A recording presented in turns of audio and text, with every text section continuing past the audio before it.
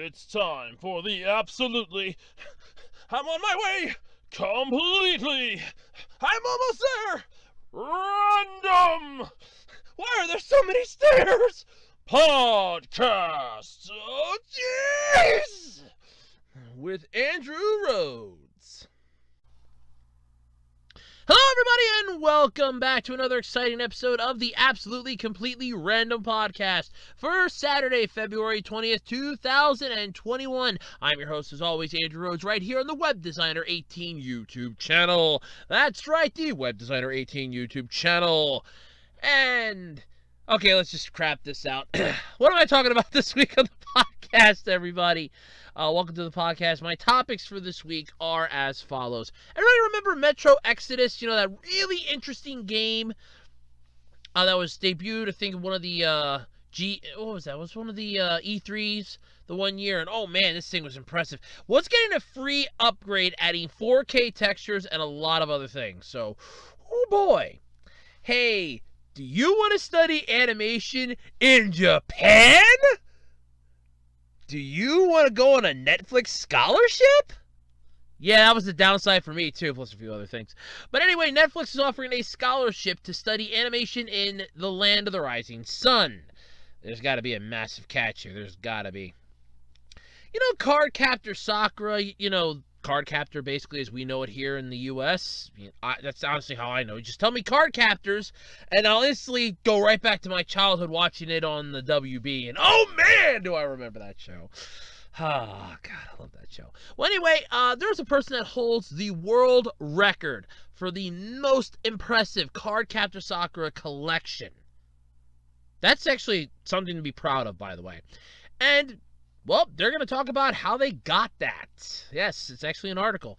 And who out there knows of this title? Elfen Lied. Or Lied, I guess it's called. Well, if you do, and you happen to live in Russia, unfortunately, it's been banned. Yeah, this is going to be an interesting topic. But anyway, I have this and maybe some other stuff. Who knows? Depends on how the wind blows. How does the storm go? How does everything move? I mean, we've had snow and ice this week, and I am here to bring you the heat and warmth of my wonderful personality. That's right. But before we go any further, I'm sure by now you know the song and dance. ARHOADS hyphen 2012 on eBay. I have a wide variety of stuff for sale, from trading cards, DVDs, some video game stuff. You name it, I probably have it. One person's trash is another person's treasure here on the worldwide garage sale. That is eBay. I mean, where else can you find a crappy copy of Shatner's toupee or some used Kleenexes by Dr. Dre? Hell, you want that Farrah Fawcett poster? Probably is out there somewhere. I wouldn't doubt it, because you can do it on eBay. Yeah, there was actually a commercial where they were singing that, but I'm not going to for copyright reasons. And hey, I talked the Weird Al lyrics, so it's still not copyrightable. Haha! Yay! That leads some good points. I mean, you can find a lot of stuff on eBay. And speaking of which, if you find yourself on eBay and you'd like to swing by and check out what I have for sale, check out my eBay page. That's ARHOADS hyphen 2012 on eBay.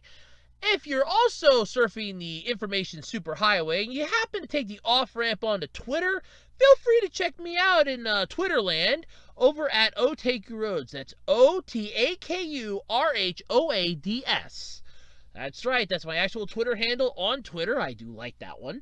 And hey, if you just happen to get, pissed off in Twitterland and you go back onto the highway, you can possibly stop over in the town of Facebook. Yes, I know. Once you get past Farmville, it's a lot more fun. But you can also check out the official Web Designer 18 Facebook page over there for all the fun you could possibly want to have. And hey, don't forget, right here on YouTube, you can also like, comment, and subscribe so you can be notified when new videos drop, just by ringing that bell icon.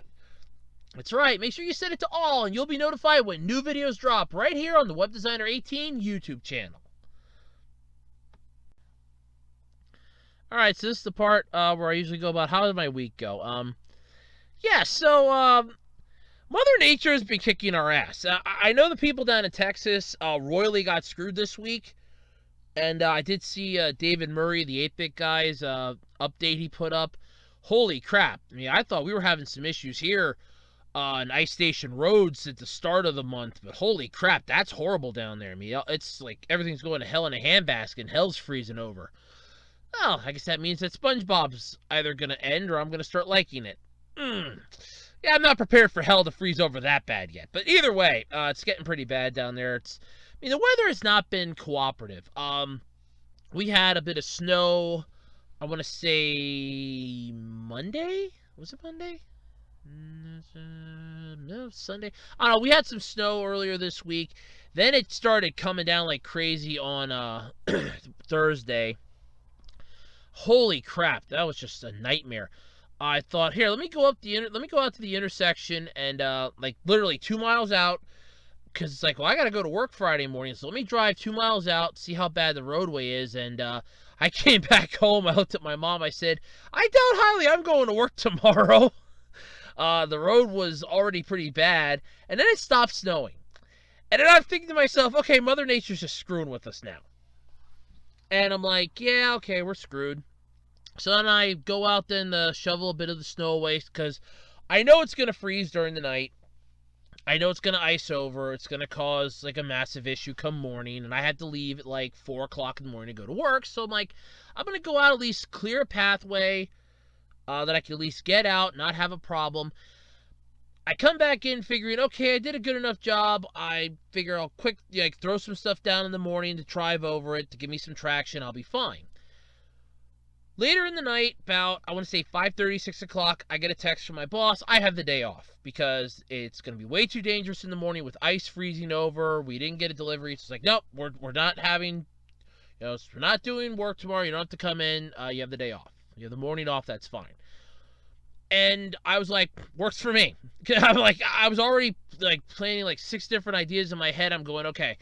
And I'm like planning out my route in my head. And I'm like, okay, so I know that this spot's pretty icy, so there could be an issue here. And I'm going like the 2 ways that I usually go to work, either the scenic route or the direct approach. And I'm figuring out which spots might be the most dangerous, which ones might ice over. I have to cross at least 2 bridges to get to work. So I'm like, yeah, I'm already figuring that I'm going to have to be very careful going over the bridges. I'm like, oh, God, this is going to be fun. Her texting me and telling me, hey, you have tomorrow morning off. I was like, oh, thank you, God. I was like, okay, problem solved. I get up early in the morning Friday because I figure I can work on a couple other things. I walk around outside for a little bit just to, see how bad it actually was. Yeah, she made the right call. Everything in front of the car, sheet of ice. The car, sheet of ice. In fact, the car looked like it just got preserved in ice. And I'm like, yeah, this was the right call. This was definitely the right call. It was so freaking cold, it wasn't funny. I was like, no, forget this. I was relieved. I breathed a sigh of relief. I'm like, whew, thank God, I'm good now. Oh, okay, I was happy. Cleaned the car off this morning because my mom wanted to go grocery shopping. I was like, yeah, okay. Cleaned the car off. My hands started getting really cold thanks to the little incident I had. That one I want to say near the end of last month, so that was always fun. But now my hand gets really cold. Just being outside, if it's like super cold out or if it starts getting cold, my hand will start to actually freeze and I can actually feel it. So I have a new superpower now. It's called Get Your Ass Inside ability. When my hand starts to tingle, I gotta go back inside because then that means that my hand's too damn cold. I mean, at least it's finally starting to heal up, so that's a good thing. But yeah, that's been my week. It's just been dealing with the cold, dealing with the cold, dealing with the cold, and it has not been a pleasant experience. I will safely say that. It has not been a pleasant experience. And I had this is one interesting story though from this week. So, for lunch, usually I have either a hot dog or a sandwich, or maybe I'll have a thing of ramen. And I had some hot dogs. This would have been Wednesday for lunch. And I'm like, okay, I worked Wednesday morning. I could go for some hot dogs. That's fine. So I'm like, okay, waiting for the hot dogs to get done. My mom grabs them up for me because she was back there making her lunch. She figured, oh, I'll be nice. I'll get the hot dogs up for them. And I'm not blaming her for this because these hot dogs have a mind of their own. They honest to God do. Because I have a hard time grabbing them with the fork too. And I've pulled them out of the water a couple times to plate them. I have a hell of a time grabbing them too. The hot dog fell off, literally fell out of the bowl. broke in half and landed on the floor. And it landed on a part of the floor that is so screwed up, dirty, with crap and stuff on it that we're like, nope, that's it, screw it. She's like, I'm not even, I mean, there's like dust mites on it, there's some dirt on it. We're like, nope, it's not even worth it. And this same hot dog apparently had a mind of its own. Earlier, it didn't want to go into the boiler. It didn't want to go into the little pan that it was going to be cooking in.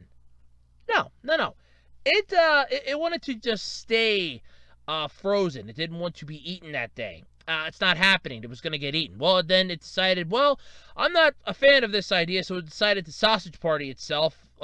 It basically just pulled a honey mustard from Sausage Party and, just took a dive bomb so that it wouldn't have to deal with it. It's like, yeah, okay. Wow, holy shit. Yeah, so I didn't get to enjoy that hot dog, but, it's, three amigos, sadly, did not survive the onslaught of me. I felt like Attack on Titan going after the poor residents of Walmart. Yeah, I was the Titan. I was just eating the hot dogs. But yeah, so that was like the most interesting thing that happened to me this week. I had a hot dog that didn't want to be eaten by me. It decided that it would rather go into the trash can than be eaten by me. And that's just kind of ironic in a way. It's like, I don't want to be eaten by you, but I'd rather be in a trash can. Let's see, trash can or in your stomach? Bye! It's kind of ironic, but yeah, that was that was honestly like my most entertaining moment this week, was just the hot dog. It really was. But let's get into the podcast, shall we? I've got some fun stuff to talk about this week, so let's dive in.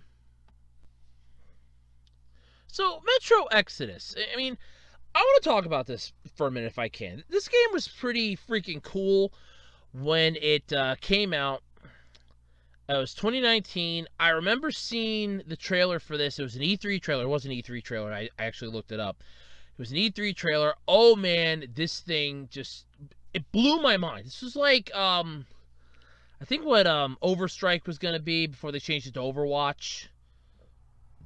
Yeah, I like the I like the E3 Overstrike trailer, for Overwatch instead of what Overwatch was, but I'm not an Overwatch fan, so I don't care. But either way, I thought Metro Exodus looked pretty damn amazing. I mean, hell, you literally see, this is like a best part of almost like a movie, like a science fiction sort of movie that you would see on the Sci-Fi Channel, that they actually put some time and effort into. It wasn't like Mega Shark takes on Hydro Hog or something, or Mega Shark takes on Hydrozilla, or Hydro Shark takes on Jet Barracuda. Yeah, it wasn't that type of crap. Yeah, it wasn't like Megalo Shark or something. It wasn't that crap. And I know there's like half a dozen of those. I don't even care anymore. But yeah, it looked really good. But it's going to be receiving a free, I want to add this in here, okay? Free upgrade. It's a free next-gen upgrade for both Microsoft and PlayStation's new boxes. So basically the PS5 and Microsoft's Xbox, whatever the hell you want to call it. Piece of crap. Basically, the next-gen consoles that I'm just scratching my head at this point and going, Sony should seriously just consider the PlayStation Infinity at this point. Complete backwards compatibility so that you can play your old games or even have emulation, because you have the fucking PS Classic out there, which you basically took an emulator that already exists, put it into your shell of a console, and charge people money for it. And the fans proved you did that. You know what? Do it for the PlayStation 2, and I'll probably buy that, because I loved my PS2. I loved that thing. I really did. I loved that thing. Hell, do one for the PS3, and I'll probably buy that, because there's a couple PS3 games I played the demos for that I thought were pretty cool. I'm still waiting for Nintendo. I'm not even joking on this. I am still waiting for Nintendo to do the GameCube Classic. I will jump on that. I think that will actually be the first Classics console from Nintendo that I'll actually buy. I will fucking stand in line for that. Hell, I'll probably pre-order that bitch. That's one that I will want, because I freaking loved my GameCube. That was my first ever console system that I owned, was my Nintendo GameCube, and I loved the hell out of that thing. The last game I ever played on it was Digimon World 4, because then I started having some money problems, and it's like, keep the game system or pay the car insurance. keep the game system or pay bills? Game system had to go. Being an adult sucks sometimes, kids, but yeah, so I'm getting off topic a bit, yeah, but for this game to be getting a free next-gen upgrade, that's huge. Free, mind you. That's the intricate word I want to say here, because nothing in this world is free. Not a goddamn thing. If somebody looks at you and say, hey, here's some free soda, what's the catch? There's no catch. What's the catch? There's no catch. I remember arguing that at a grocery store. The lady came up to my mom and I, she's like, would you like some free soda? I'm like, what's the catch? There's no catch. What's the catch? There's no catch. We just like you to sign up for a Walmart credit card. That's the catch. That was the catch. Or you get like the free samples at those big box stores, like there's a catch. Yeah, there's always a catch. Nothing is free. Nothing is ever free. There's always a catch. But yeah, this is just pretty cool though. But on top of this, there's also going to be some other cool stuff added into this. But apparently, yeah, it's also going to be getting this for the home PC as well. So you're not too far off. You have Microsoft systems, home PCs, and PlayStation. So all three of the major game consoles that are running Metro Exodus are pretty much going to be set for this. They revealed just how next-gen it's going to be, though. So you're going to get, like, ray traced lighting and pipelines. So basically, I'm assuming it's like God rays, like the people were constantly saying in Fallout 4 or Fallout 70. Fallout. Well, no, Fallout 4 too. I think there was some in there, but more so in Fallout 76. It's like, that stuff. Apparently, in a blog post from the developer, they said they could bluff my way through this, explaining that this will mean a complete overhaul of 4A's ray trace global illumination and emissive lighting. And of course, an upgraded implementation of our powerful temporal reconstruction technology to further boost resolution, visual details, and performance. Gee, someone's getting some use out of that thesaurus they got for Christmas, aren't they? I was thinking that. It's like, yeah, well, here at 4A, we have ray trace global illumination and emissive lighting. Of course, we also have an upgraded implementation of our powerful temporal reconstruction technology to further boost the resolution, visual detail, and performance. Like I said, someone's getting a lot of use out of that thesaurus this year. Oh, that was a good dollar well spent. But honestly, though, when you hear ray tracing, you immediately think about those stuttering demo reels you'd get on floppy disks stuck to the front of the boring PC magazines back in the early 90s. I never got any of those, but I do remember floppy disks. I actually have a portable floppy disk drive that I bought, ironically, after watching, I think it was that really shitty, it was after watching Hackers. That was like really crappy Angelina Jolie movie, like from back in the 90s, where, oh my god, 128 megabytes of RAM is huge.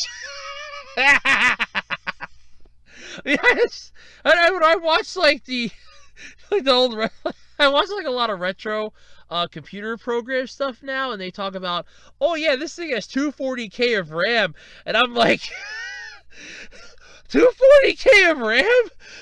Like, what the hell? I'm like, 240K of RAM?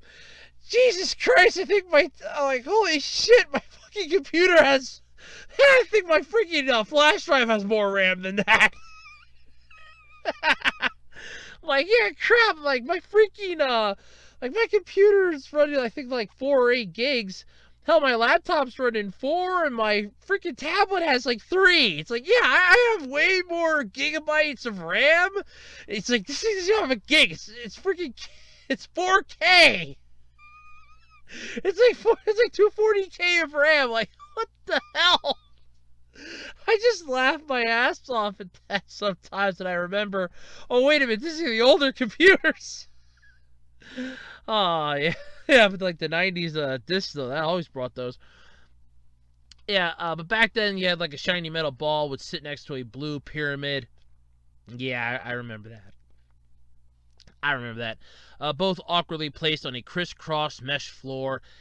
Yeah, you'd be instructed to say "coo" as the camera slowly rotated around. Although, as I read the Defiant capitalized version in 4A's blog, you realize you're more or less thinking of a noir detective. But I'm paraphrasing off the article. Let me see this blog here. Oh, Lord, this is going to be bad, isn't it? Yep, probably. All right, let's pull up the blog, shall we? As that loads up, I'll keep going into the article here. Because for some reason, my internet's going a little on the slow side today. Oh, now you want to speed up. Figures. But basically, we got, I guess, broken down here as to what you're going to get for each thing. So let me go through this little list here. So for the Xbox Series X and S and the PlayStation 5, which, seriously, Sony, the PS Infinity, it is seriously just there. It's the infinity symbol with P and S in both the circles. How the hell? Do I have to design this for you?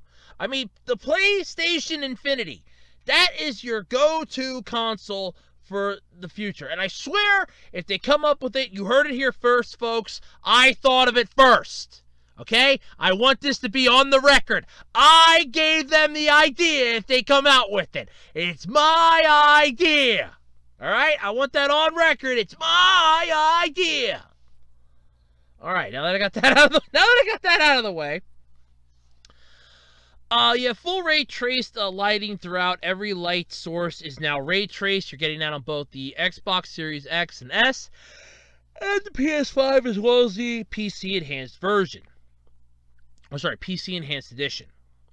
Next-gen ray tracing and designating on both versions. Next-gen temporal reconstruction technology on both versions. Per-pixel ray trace global illumination, both versions. Ray trace emissive surfaces with area shadows, both versions. Infinite number of ray traced light bounces, both versions. Atmosphere and transparent surfaces receive ray-traced bounced lighting, both versions.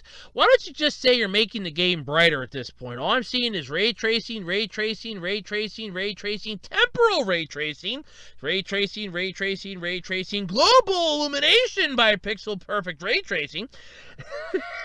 I feel like I'm getting I feel like they owe me $1 now every time I say ray tracing.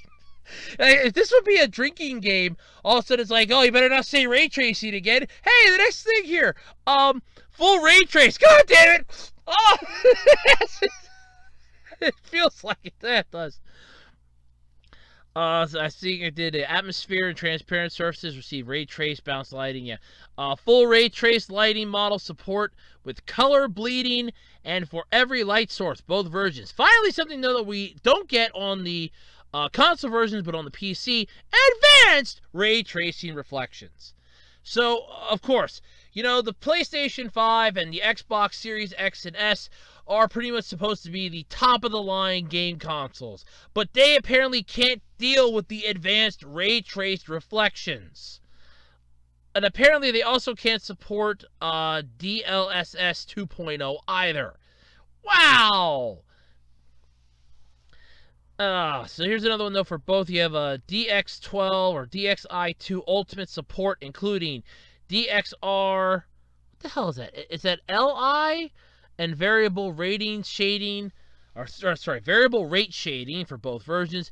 GPU, FP16 support, and thousands of optimized shaders on both versions.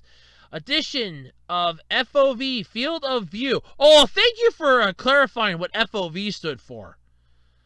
Yeah, okay, thank you for clarifying that. It's not like not like anybody that has ever played a video game doesn't know what that means. Thank you for that. Slider to maintain to main game options. Wow. So, okay, whatever. It's the most stupidest thing I've ever heard. 4K textures added to packages on both versions, and further bug fixing / polish pass. The hell is a polish pass? Was that for when we screw up down the road, we're giving you this idea for free, and then we can just, add it into the game regardless of how we feel about it? What the hell? But alright, let's check out Deep Silver's actual blog here. 4A games here announced Metro Exodus. The full I'm sorry. A fully ray traced experience for next gen consoles and PC. Yes, ray tracing, and ray tracing. First, let's talk about the console versions. Do we have to? And by the way, I will have a link to their actual blog in the description. You can check it out. Let me just make sure I get that and put it where it needs to be because I'm liable to forget. Because I'm forgetful sometimes. Okay, it's on there. So now I'll have it then. But yeah, it's they talk about the console versions. Metro Exodus will run at 4K, 60 frames per second with full ray trace lighting. Oh, wait a minute. Wait a minute. It's gonna run at 4K / 60 frames per second, so 60 FPS, with full ray trace lighting throughout on PlayStation 5 and Xbox Series X.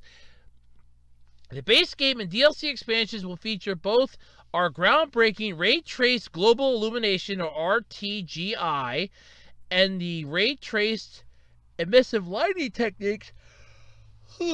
Sorry about that, I'm yawning here. Pioneered by the 2 kernels expansion across all content. I get this thing to run at 4K, 60 frames per second, with full-on ray tracing. I suddenly see that video that went viral that people proved was a hoax at some point about the Xboxes catching fire. I suddenly see that becoming a reality here. I don't know why, but I just kind of see that becoming a reality. Like, all of a sudden, you're going to have Xbox Series X's catching fire all of a sudden. And by the way, I just want to say this. That is the stupidest name for a game console, the Xbox Series X. I think, wasn't this one the name that was named Project Scorpio? Why couldn't you just call it the Xbox Brick? Or the Xbox Tower or something. The Xbox Series X. What the hell is X about it? For extra dumb? I should do a rant on that, I guess. See, next-gen consoles will benefit from dramatically reduced loading times, thanks to our use of their SSD storage optimizations. Okay, while yes, solid-state drives do make for loading stuff faster, you also have a trade-off. Hard disk drives basically it's a disk that spins around and pulls the data off. So you're going to have a slight longer loading time, but depending on how you have your system optimized, it could be very minuscule at best. Solid state drives, yeah, it's going to pull the stuff off, but you're also running the risk of not having a lot of room. So there's a drawback on both. Because believe me, I thought about making a game console, and I was trying to debate on how I wanted to store the thing. First, I was thinking SD cards, and I thought, well, how about like a solid-state drive built into the damn thing? And I honestly did. I was debating that for option B. So, but yeah, it's going to boast 4K texture packs and a range of platform-specific features, including spatial audio and controller latency improvements on Xbox and support for the haptic features of the PlayStation 5 DualSense controller. Oh, God. Anyone who's frantically tried to pump up the pressure on their Tikhar, Tikhar, in the middle of a pitched battle will be able to imagine the kind of thing we're aiming for.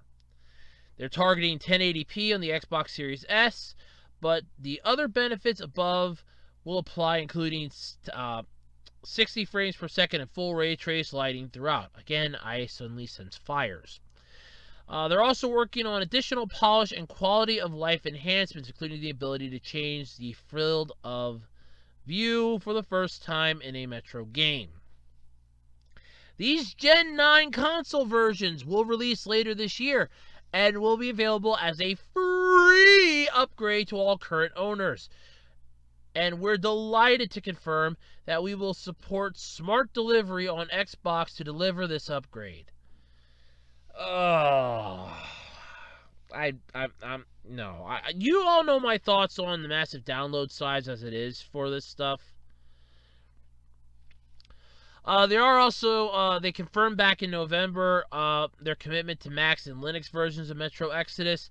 They're happy to confirm that the Max version is expected to release on the Mac App Store, Steam, and Epic Game Store in March, with the Linux version set to follow a little later in the year on Steam.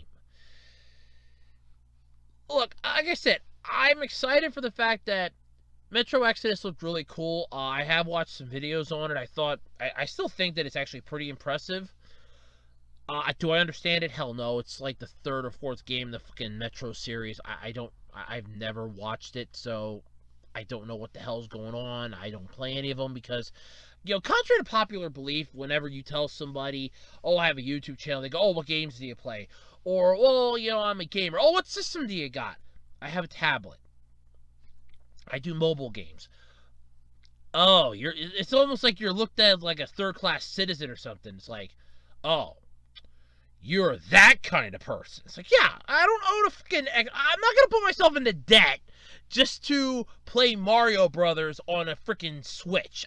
No, this isn't happening. I don't have the world's greatest internet to do fucking high-tier games. What the hell do you people think I do for a living? I stock shelves. Come on. The hell? Yeah. So, everything's pretty interesting on here. I'm just enjoying this. But, yeah. There's going to be a lot going on with this. You can read...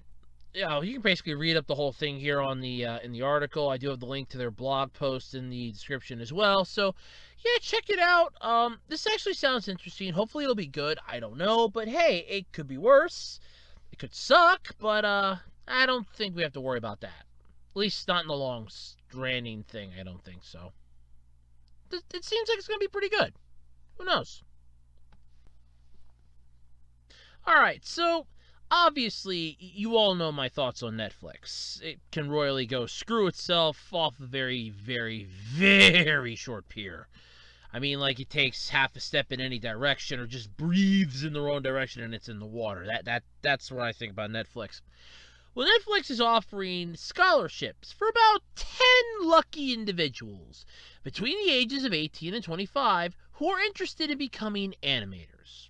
Now, I'm just going to safely say this. I'm really, really, really getting a little annoyed at all the good stuff's coming out either after I'm no longer eligible for it or, oh, I would have loved to have been eligible for this. I mean, I honest to God would have actually been, I would have loved to have been, to even attempt for this. This would have been cool. It's going to be a 6-month stint at WIT Animator Academy in Tokyo. Tokyo. Excuse me for a second while I scream bloody murder, because I would have killed for this. I'm sorry. I would have tried this if I were in high school. If this would have been, oh god, we just had our fucking 10-year thing a couple of years ago. How many years have I been out of high school now? Holy crap, how long have I been out of school? I graduated in 07, at least 10, 14. Jesus Christ, it'll be 14 years in June. Holy shit. This would be 14 years ago. I would have been like, I'm on this. Let's do this. Let's do this. I would have been all for it. But of course, no. Actually, the sad part is I still wouldn't have been able to apply even when I was in high school because I didn't turn 18 until August of that year. So, yeah, that sucks even more. But anyway, if you're 18 to 25, or between the ages of 18 and 25, so it'd be 18, 19, 20, 21, 22, 23, 24, and 25, so that's 7 years, 8 years right there. Yeah, 8 years, okay, that's 8 years. And if you're interested in becoming an animator, this might interest you. I'm still a little pissed that it's out now, and a few dozen other things, but still, it's still a little, who cares? It's created by none other than WIT Studio. Japanese fluency is not required, but people taking part will need to know at least conversational Japanese. Of course, there is a catch in every single thing. Oh, here, you could try for a scholarship to become an animator. Hoop number 1, you need to be 18 to 25 years old. I'm out already. But if you manage to pass that first hurdle, okay, do you know at least conversational Japanese? Damn it. Well, if it's nowadays, you can learn it via Babbel and some of those other apps, but still.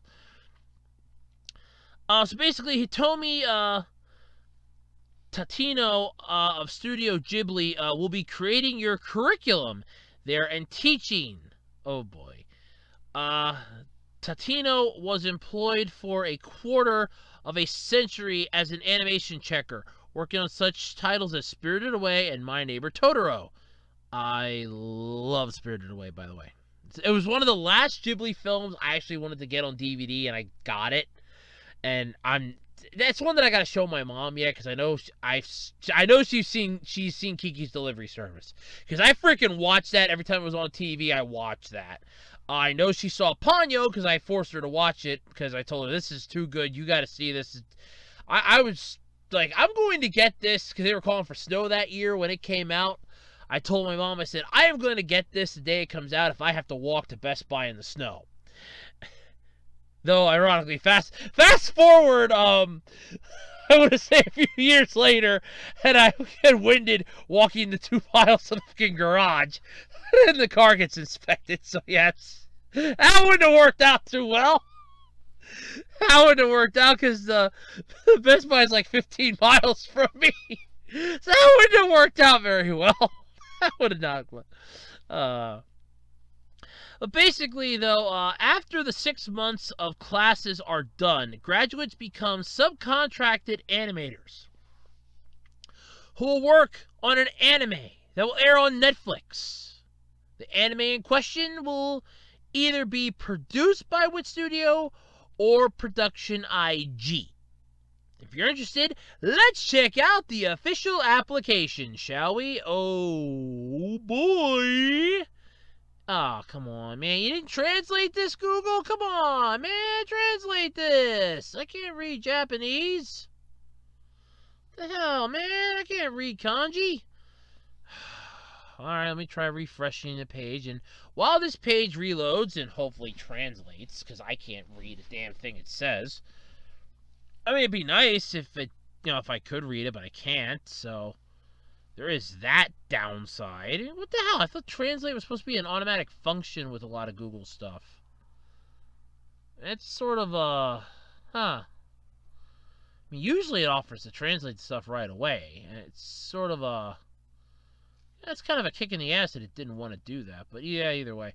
But, I mean, this is kind of annoying, though. It's annoying for me because this is, again, something that I probably would have enjoyed a lot back in school. Or even afterwards, I probably would have been like, yeah, hell, I'd be game for that. Let me in on that action. But then, of course, oh, no, you can't be in on it. You don't qualify. You don't meet the criteria, so of course, no, I'm automatically out. In fact, I would have even been out in high school because I didn't turn 18 till August of that year, so that really, really would have pissed me off. But yeah, I mean, this is like another round of all the cool stuff's coming out. Like long after I'm out of school, we start getting the really cool stuff now. Which, yeah, that freaking figures. I mean, I'm still kind of a little annoyed by it, but am I angrily pissed off? Oh, you bet your ass. Who am I kidding? You bet I'm annoyed, I'm pissed, I'm angry at this. This is crapola in its rarest and purest form. Yeah, just load back up yet. Yeah, for some reason I'm having net issues tonight. I'm trying my best to get it to, quote the devil, load up, but it doesn't seem to want to load. I don't know why. Figures. But yeah, so I can't actually check out the application. If you're interested, though, in the deadline, though, if you are interested and you do meet the criteria, the deadline is February 28th. So you still have, it'll be a week come when this podcast goes up to actually try to apply for this. Granted, if you can. Like I said, this does sound interesting. I am pretty impressed by it, but it's just another one of the, oh great, it happens now sort of deals. And of course, it has to happen now, like after, oh, well, yeah, like years, years and years after I'm done out of school, years and years after I've, graduated from high school. Now it decides they want to do it. And I'm like, of course you decided now. Where was all this cool stuff when I was in high school? And okay, reloaded, and no, it still did not translate from Japanese. What the hell, man? What the giggity hell? Look, I can't read Japanese here.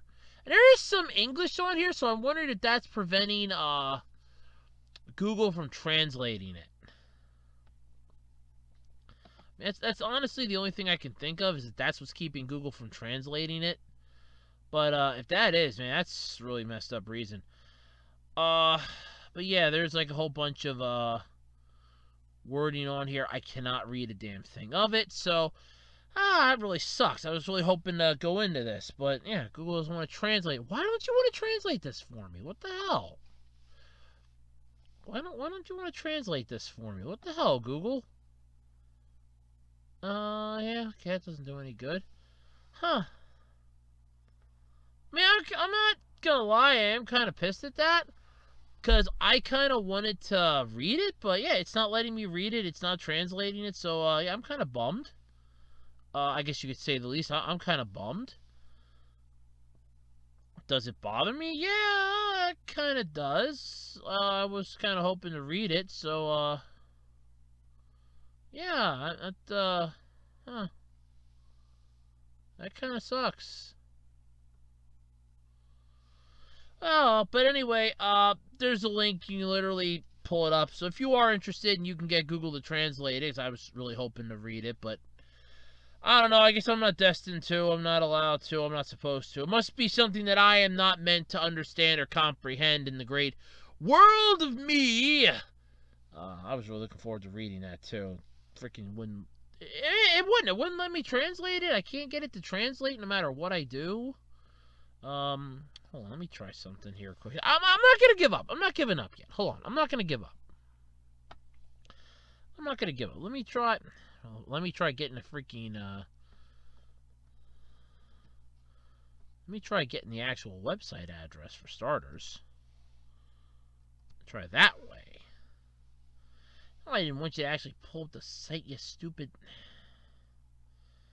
There are times when I love Google, and there are times when I hate Google.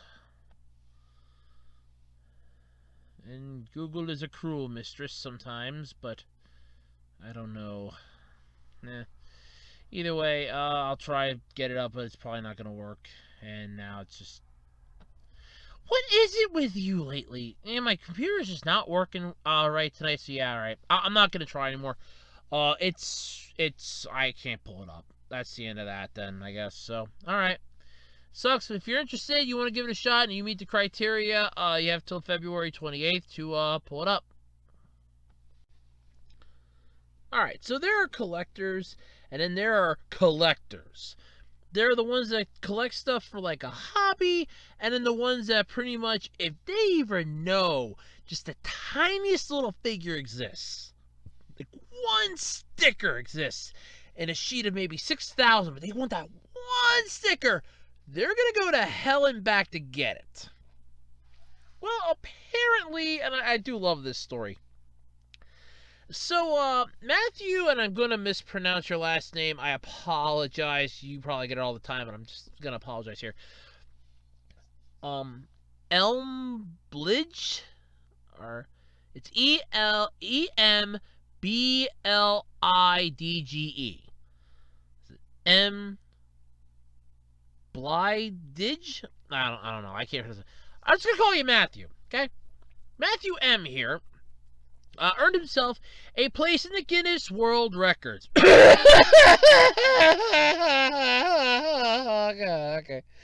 All right, yeah, we all know how big of a crock the Guinness Book of World Records is. So let's try that again. For his Card Captor Sakura collection, which consists of 4,873 items. He recently spoke to Anime News Network about his collecting. So, this is the interesting part here, and I quote, I caught card captors on Kids WB, and I discovered the manga when my dad bought it for my sister, but I found it in his car and just took it. He explained, end quote. He explained about how this all started. Quote, don't worry, she doesn't like the series anyway, so I didn't rob her of anything. Like, oh, she doesn't like it anyway. Also, it would have wound up in the trash can. Oh, good. You saved it from the trash. That's good. He continued, though, officially the collection began in 2000 when I bought the Cloud Book toy from my local Toys R Us. I actually remember seeing that at my local KB Toys the one time when I was in middle school. I actually almost bought it, too. So, yeah. You actually find, like, there are some Card Captor stuff on eBay. It's actually pretty cool. I actually had my eye on a couple items myself, so I do like the show. That's why I'm saying I know the show, because I used to watch it on Kids WB all the time too. So, but it wasn't until 2006 when I went to my first convention connection, or what the hell is that? Connecticon, I guess, that I started collecting anime merch properly. I want to stop you here for a second. There is no such thing as collecting properly. You have collectors that will scour eBay, scour Amazon, scour Craigslist, scour everywhere, forums, you name it, to get their hands on that one item for their collection. There is no proper in any type of collecting of anything. There is no proper. When I started collecting proper, by that means you're just going, when I started learning about how valuable these are, or I started finding ways to get them. That's how you are properly, and I'm using air quotes here, looking for something. Because there are collectors, like I said, they will scour eBay, they will scour Craigslist, they'll scour Amazon, any freaking place. Majority of the time it's eBay. To get their hands on just one piece for their collection. So, yeah, that's BS. Going back to this article, though, he goes, I bought my first Sakura plushie there, along with other small things. Then I went to Japan in 2009 and bought the video games, as well as whatever else I could find. Probably cheaper over there, too. Yeah, you don't have to pay the export costs.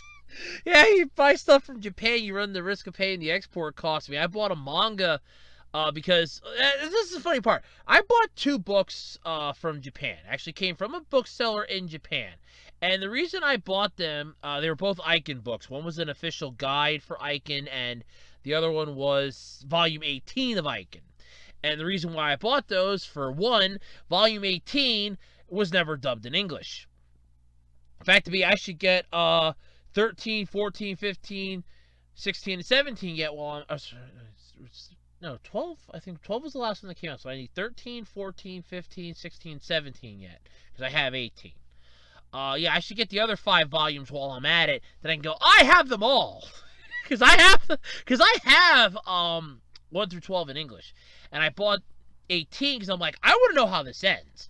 I'm like, even if it just takes me an eternity and a half, I will learn what these damn things say, and I will find out how this ends. I still have the book. It's in my manga collection here. I still have the book. And I got the guidebook because, well, I had my eye on that for a while. The person had it up on eBay for $10, and I wasn't going to pass that up, so I bought it. That was too good of an opportunity. That's like a $30 book. I mean, I even got those little Icon mini figurines that I have in one of 2 places in my room. It's either in the one spot where I think it is, or it's the other spot where I think I'd put it. Don't judge me. I know where my stuff is. But anyway.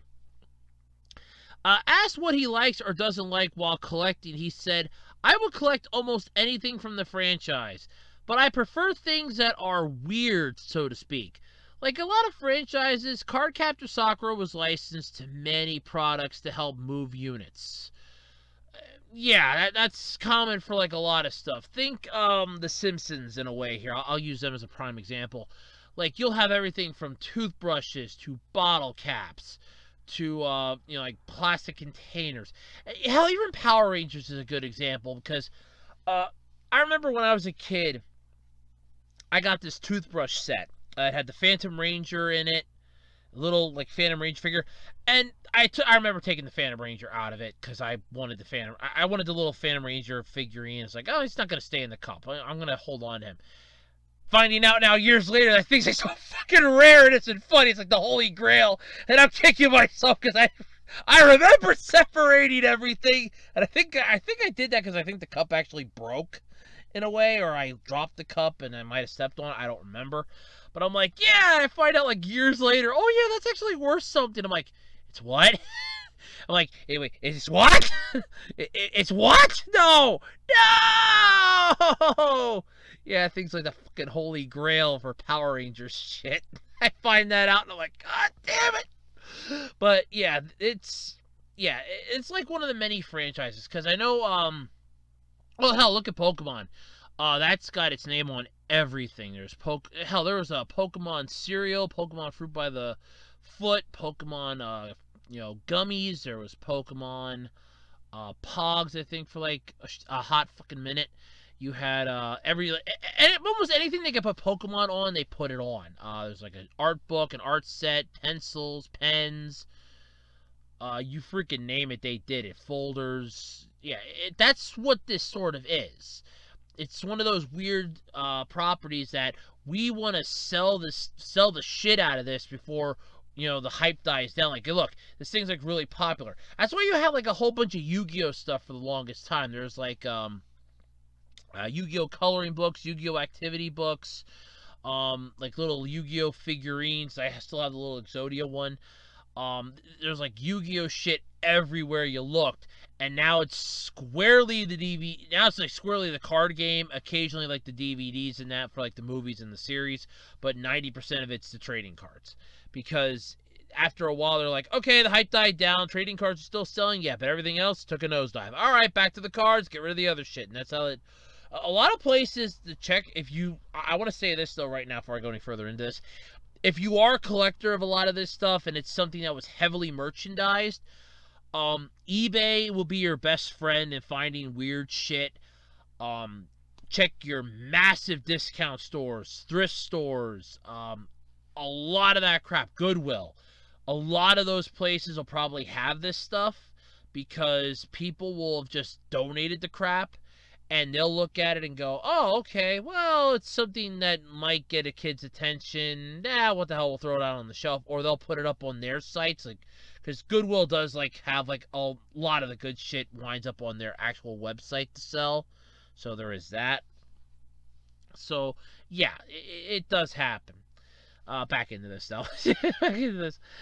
Oh yeah, help move units, and I love the odd diversity that comes from seeing Sakura slapped on any number of random daily use products. There's probably toothpaste and toothbrushes, or bags of chips and socks. One of the strangest things I own is a pack of dehydrated pudding mix. Okay, yep, there we go. Dehydrated, I got that part right. Dehydrated pudding mix? Okay. I would not try eating the pudding, but I own it for the novelty. Yeah, it's like I have an old can of Mountain Dew because it has the Hulk on it from that really shitty 2004 movie. And do I ever play? I mean, first off, if you actually pick up the can, you can hear there's still some Mountain Dew left in it. I never opened the can. I literally just stuck it right there exactly as it was, never opened. And it literally... it just evaporated over time. There's like barely anything left. Would I crack that thing open and drink it? Hell no. Hell no. That's like somebody that has like an original can of Coors beer or something, opening it up years later and trying to drink it. You're gonna get sick for starters because that shit'll have skunked. But it's just the fact that you have the original can. It's untouched. The contents are still in it. I mean, what's left of them anyway. What's left of it. Yeah, but yeah, this is definitely an impressive thing, though.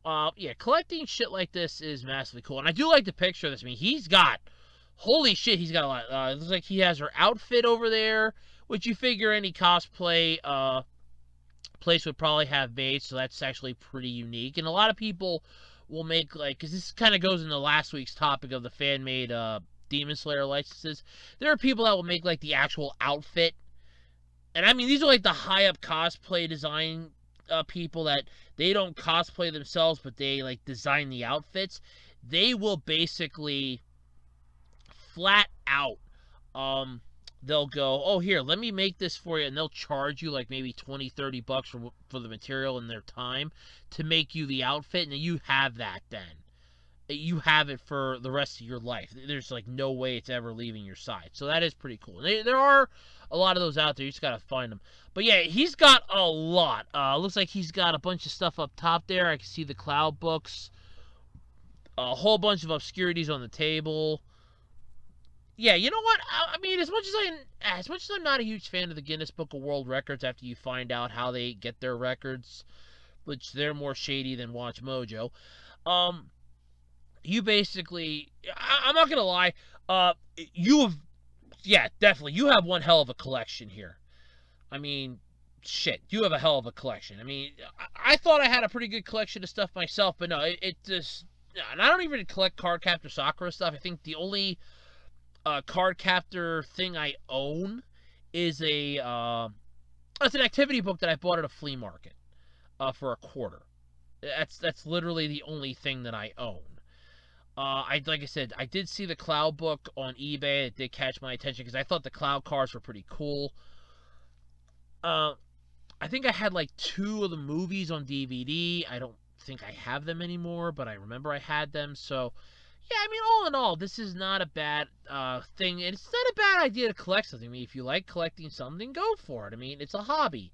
You just don't let it become an obsession. But then again, for this, if you like fix up a garage or something, and after everything's all said and done and you can start having people over again, you can start charging admission. I guarantee you. And now, first off, make sure you put like a little barcode scanner on everything so that they can't just walk off with it. Don't need another Demon Slayer in the, bathhouse incident. But yeah, I just charge admission and show off everybody. It's like, look, this is my entire collection of Card Captor Sakura stuff. Come check it out. It's my collection. It's pretty cool. It's like, yeah, that's what I fucking do. Yeah, it's like, yeah, like you got a massive collection. Just come check out my collection. I charge admission. You can walk around, take pictures. You can't take anything with you though, but you can walk around, take pictures. If you have anything you want to add, that's odd, weird, and obscure, send me a picture. Let me know. If you do, you get free admission or something like that. That would be the idea to do this, because not only then is it your hobby or obsession, either way, you're profiting off of it, because it's like, oh look,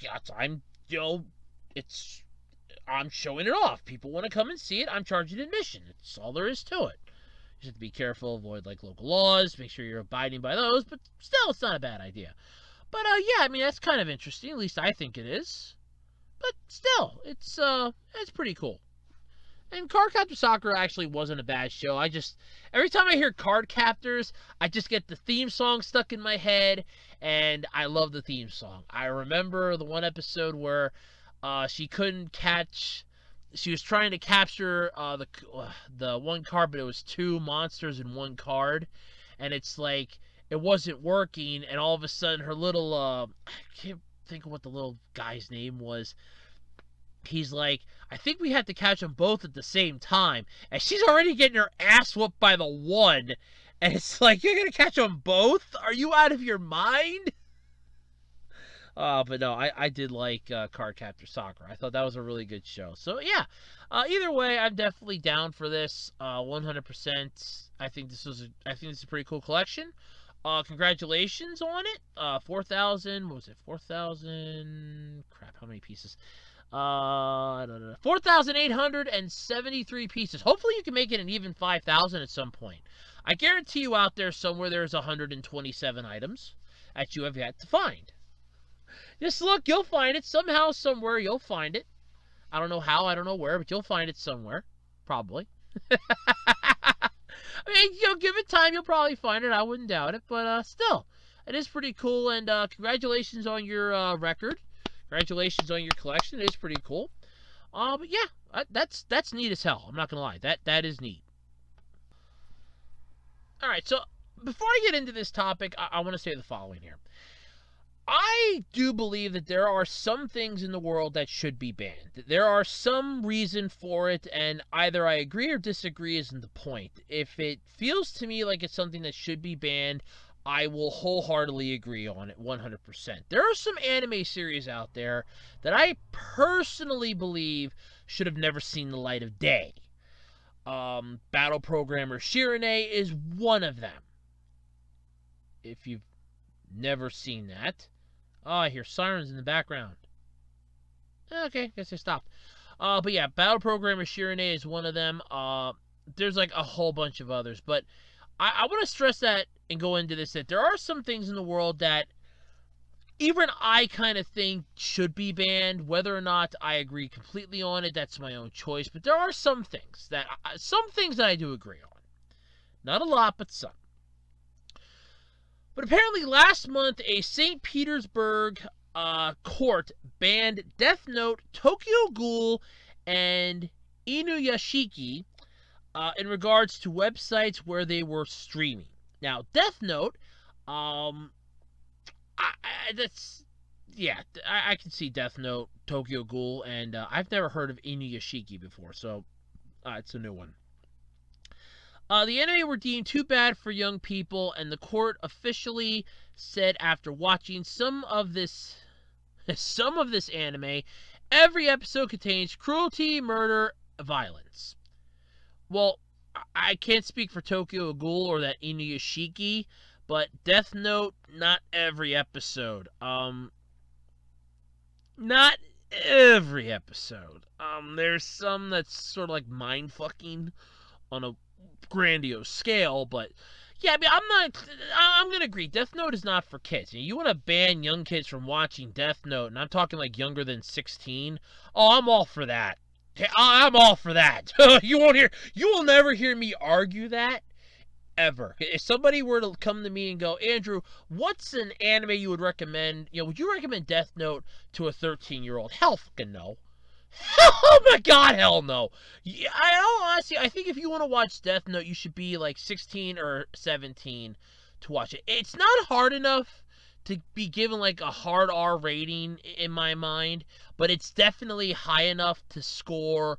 We really don't think you're old enough to watch this as a borderline teenager. You gotta have a couple years under your belt first. And I'm even of the opinion that you really shouldn't jump into Death Note as your first ever anime either.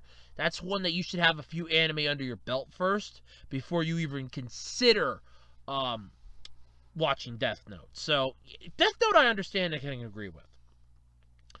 But the bans, though, have continued with Elfen Lied. ELFEN LIED. As I know I'm mispronouncing this somehow. It's now joining the mix. According to Anime News Network, these anime were banned specifically because the websites did not adhere to age restrictions for the titles. Again, I am not against age restricting some anime titles. You want a perfectly good example? Let's take a look at that interspecies reviewer shit. That was Funimation. I don't want to say greenlit that and just rode with it. I think that was more or less somebody slipped that through the crack because something was probably taking 90% of Funimation's attention. They're like, oh, here, sign this for some new anime titles. We're still pissed off at you. We're angry as hell. Any more to sign? Nope, we got it all. Thank you. Okay. Blah, blah, blah, blah, blah. Then all of a sudden they find out about interspecies reviewers. Like, wait, we did what? No. Yes, I mean, that's one of the things that I kind of agree on. There really should be, for some anime titles, an age restriction. Death Note is one of them. So, I mean, like, if we're banning this for, like, younger people to watch, oh, hell yeah, I'm all for that. I'm not saying Death Note's a bad anime, I'm just saying that if you want to watch it, and this should not be your very first ever anime series to jump into. You should not go, oh, I'm going to watch Death Note because my friend said it's really good. I've never seen an anime before. Death Note should never be at the top of your list. Never. That is a mind fuck of a series. A whole mind fuck. 100%. What was it, like 20... think it's like 28 episodes, I think. And it's just screwing you the whole way. No. So they did not adhere to the age restrictions for the titles. It's also been reported that Aki Sora is being investigated for a possible ban because it might break Russian law. I don't know about that, so I'm not going to speculate. The Minister of Internal Affairs, Vladimir... Oh, I'm not even going to try to pronounce that. So Vlad here, I'm not even going to try. Honest to God, I'm not even going to try. I will mess that up. I know it. Is it it's Klitsev? Alright, no, I'm not even going to try. Yeah, we'll be looking into the investigation.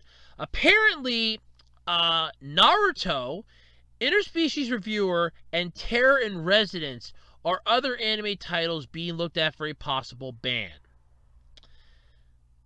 Well, I'm going to safely say this, and this is where I started off my topic with this. This is why I made that comment before I began this topic. If you're going to ban Naruto, you're banning one of the top 4 shonen pillars, then you might as well not have anime at all. Because a lot of people, I'm not going to lie, for a lot of people, diving into anime, they will usually start with the big 4 and work their way into the smaller streams. I mean, you always start in the giant body of water first, and then you can make your way to the smaller streams that a lot of people don't know about. Think of anime as like a massive body of water, and you're the boat. And you're basically, oh, well, I want to watch anime, but I want to get my feet wet first. That's where the mainstream shonen series come in, like, Naruto, Dragon Ball, Bleach, One Piece, My Hero Academia. That's the big pool. That's the big boy pool. That's the gigantic, massive, everybody's there. The lifeguards are constantly on watch. They're keeping an eye on you because everybody's in the pool. Then it spreads out into like the smaller, obscure titles. Like Ride Back, Eden of the East, Library Wars, The Devil's a Part-Timer. Smaller, unknown titles that are still as good, but they're not on everybody's main attention radar. Then you get into some other obscure titles and stuff like that, and it just trickles down. But if you're going to basically flat out ban one of the top 4 shonen pillars, you shouldn't even bother then having Naruto, having any anime then at all. Now, Interspecies Reviewer, I could understand. Everybody's fucking banning that thing left and right. Like I said, that was Funimation. That got slipped through them, and I think they realized it too late in the game that, hey, this shit went past us and we didn't realize it. And like I said, with everything going on, I think when Interspecies Reviewer probably got greenlit, Funimation was dealing with Vic McNogna, or McNognuts, his whole bullshit thing that was going on. Well, I shouldn't even say bullshit thing, because I fucking think he was guilty as hell. I still do. His entire shitstorm that was going on. I do. I think the man's guilty. I'm not even going to lie. I think he's guilty. But yeah, with all that crap going on, then you also had it was like leaked video, or yeah, it was leaked audio of the cast of Dragon Ball doing like homophobic slurs and other things. And that one I still... Now this is the funny part. Okay, now after seeing all the evidence and everything with McNogna, I honest to God think he's guilty as hell. But when it comes to that audio stuff with the rest of the cast of DBZ, I think that's something that was taken out of context. I think that they basically, and I still swear by this, and somebody can gladly correct me, be my guest, I don't mind, because honestly, this is only my opinion. I personally think that what they got their hands on was the pre-edited version of this is the shit we will not tolerate here at Funimation, and they told the cast, okay, you're going to say these lines, and we're going to use this as a teaching tool for the rest of the staff of this company. Like, these are the things that we will not tolerate hearing from any of our staff. And they figure, get the big names that work for the company to do this. Get the voice actors that get paid the money to do this. I mean, hell, look at Sean Schimmel. He'll gladly freaking do it because it's official work from Funimation. He made that perfectly clear when I guess a fan had asked what he thought about DBZA, and he goes, "I don't appreciate them." Yeah, granted, I mean, he had his reasons, and they were valid reasons. I will not lie about that. They were valid reasons, but it was still just I think I could have been handled a wee bit better than it was, but I get it sort of deal. But yeah, when it comes to that, I still swear that audio was taken out of context. That I think somebody managed to find the raw footage, the raw audio data that they used, then added in clips. Or what they did was they basically took that and it's okay, these are phrases that we're not going to put up with. And they had a situation where this is what's being said and why they're not going to put up with it. This stuff, if any of us hear this, that's honestly my opinion on it. And like I said, if anybody out there knows otherwise and can gladly correct me on this, I am more than willing to listen to you. Honest to God, I'm willing to listen to you. I just do not think that it was as people were claiming it was. I think it was taken out of context, personally, in my own way. But I think about at the time when all that stuff was going on, that's when Interspecies Reviewer got greenlit. And it just literally slid through a crack that Funimation had a mile and a half wide. And they didn't realize how big the crack was until after shit had already hit the fan. I've heard of Terror in Residence. I've never seen it, but I've heard of it. But like I said, if you're going to flat out, if you're looking at possibly banning Naruto, now granted, I could understand why with Shippuden getting in the far end of Shippuden, I can understand that because that really jumped off the rails fast that far in. But as far as the early Naruto, Shippuden itself, though, if we're talking the latter half, I could understand it. But the early half, not so much. Some stuff in it I could see, but not a lot. But then again, you're going to have the same issue left, right, up, down, sideways that you're constantly going to have with any anime series, especially any shonen series. If it's fan service, you could claim it's pornography. If there's fighting in it, you can claim there's violence. If somebody gets killed, you can claim that it's, provocating murder. There's a whole slew, and it's a slippery slope, too. Because once you pick one reason, then everything else gets analyzed under that same giant-ass microscope for any abnormalities. And it's just one massive shitstorm. So, yeah, but that's why I said that at the start.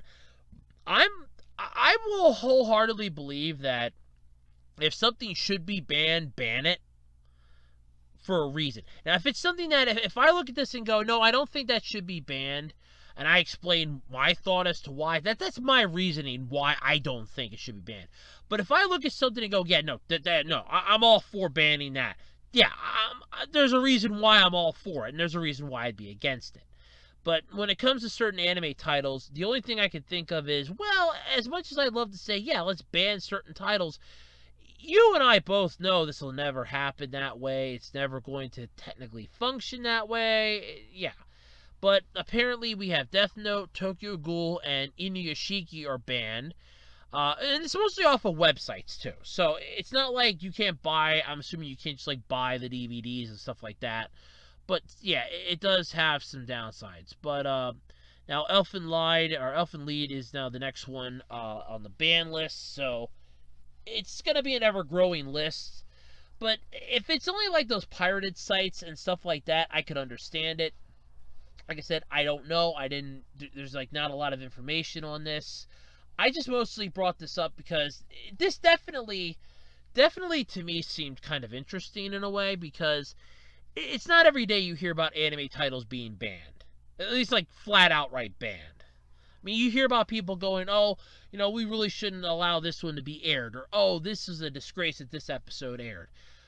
But you never flat out hear about massive bannings and consideration of bannings every single day. It's one of those, it's a rarity when it happens. So, yeah, I wanted to bring that up. I thought it was a pretty interesting topic. But you can check it out for yourself.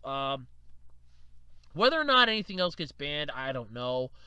But yeah, like I said, I have my thoughts when it comes to banning something. I feel like if it has to be banned, and I feel like it has to be banned, yeah, go for it, ban it. If it's something that people think should be banned, but I don't entirely think should be, like, well, it's not as bad as what they're claiming. Like, let's say it's a series that, oh, well, it's a series where, virtual reality is taking over everything and there's a massive middle finger to society or something. No, I don't think that should be banned. It's basically giving you a dystopian look at the future. It's a science fiction sort of thing. Now, that's fine. But if we're talking about a series where, freaking travelers are going around screwing mythical creatures, yes, no, ban that shit now. That should never have been greenlit. That's my point on it. But I wanted to stress that before I go into this. I didn't want people thinking, oh, well, Andrew's a hypocrite. No, I have mixed feelings when it comes to banning stuff. If it has to be banned, I say ban it. As long as, if I think it has to be, and other people think it has to be, yeah, go for it. But if other people say this needs to be banned, and I look at it and I'm like, I don't think it needs to be, I'm going to stay the hell out of it. And that's my prerogative on it. But yeah, there are some anime titles that I think should be banned. There are a few. Battle Programmer Shirane is one of them. But yeah, so it was an interesting topic. I thought it was interesting. All right, everybody, and that's going to do it then this week for the Absolutely Completely Random podcast. And I know before everybody asked, I've been saying it off and on throughout most of the month. I wasn't sure if I was going to be doing one in February. Well, here's the answer for you, folks. I am not going to be doing a Q&A this month. I have like 5 questions. Honestly, I'm literally going to say it this way. I don't think it's worth it for 5 questions. So I'm going to save them, do one in March instead. Take a month off of the Q&A, I guess you could say. I've been doing those like once a month for a while. But yeah, I only have like 5 questions. So I'm going to skip a month here. I'm not happy that I'm doing it, but I'm going to anyway. I'm going to skip a month. You'll probably see a video up later this week where I'm explaining why. Again, it's mostly just because I have like 5 questions, and I honestly feel like if I do those, and I actually like read over the 5 questions before I made this decision, I'm like, yeah, 5 questions, I'd have that done in like 15 minutes, and I'm like, that's not really much of a Q&A. I'd rather have at least like 10 questions. So, and I figured, yeah, you know what, I'll take a nice little break for the month. What the hell? Like I said, I've been doing these like once a month since like 2017, I think. So yeah, it's not a bad idea to skip a month. And like I said, I only have like 5 questions. So yeah, I'll be back in March. It'll be like the last week in March. Let me check. Let me check what the... Come on, here we go. Okay. I probably gotta work that day. I'm gonna go with... I'm gonna go with like probably the 22nd, 23rd to have your questions in. Then I can record it then, and I can upload it, and I can always just put it up as a... I can always just schedule it too. But yeah, at least the 22nd or 23rd to have your questions in of March. So there you go.